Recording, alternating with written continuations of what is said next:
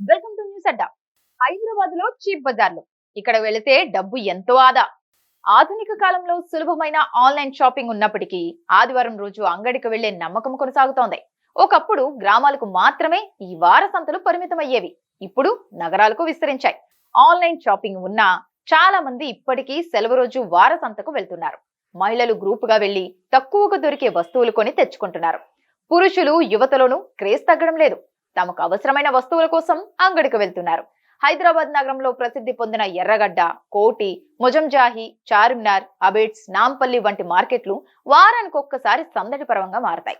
ఇందులో అన్ని వర్గాల ప్రజలు భాగస్వామి అవుతారు.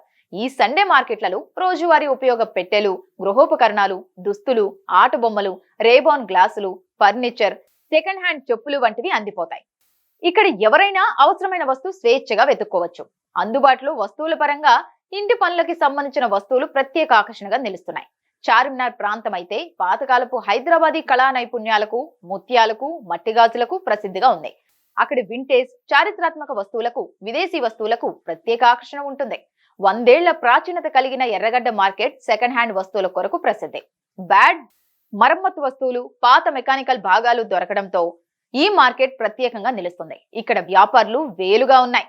ఆదివారం మూసివేయబడే అబిడ్స్ సర్కిల్ పరిసర ప్రాంతాల్లో ఫుట్పాత్లపై పాత పుస్తకాల ఘాటు కల్పన ఉంటుంది.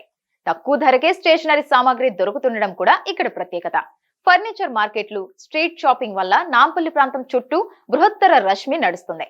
సీజన్ గా వస్తువుల పంచకాలను మార్చుతూ వినియోగదారుల అవసరాలను తీర్చుతోంది. ఈ సండే మార్కెట్లు నగర జీవన చరిత్రకు, సామాజిక సంప్రదాయాలకు సంతకమైతే ఆధునిక ఆర్థిక అవసరాలతో పాటు కిల్లుకు, హెరికానికి ప్రత్యామ్నాయంగా నిలుస్తున్నాయి.